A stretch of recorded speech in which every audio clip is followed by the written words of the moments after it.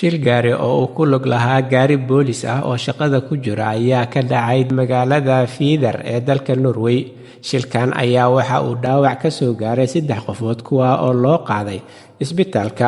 Gaarigani booliska oo shaqadiisa ku jira ayaa waxa uu shilkani ku galay wadada Smiths-Rodsveien ee magaalada Fiidar, halkaasi oo la sheegay in uu burbur ka soo gaaray gaariga booliska, si taalamidana uu dhaawac ka soo gaaray ilaa 3 qofood.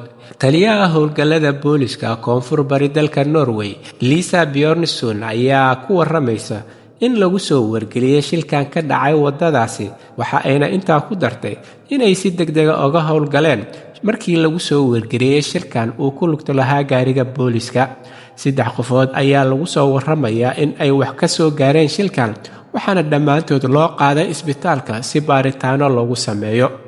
Booliiska ayaa sheegay in ay arrintani kiis ka fureen, waxaana loo gudbiyay waaxda ku shaqada leh shilalka ee booliska si ay arrintani baaritaan uga sameeyaan, sida ay sheegtay talisada booliska koonfur bari ee dalka Norway, Lisa Bjornsson.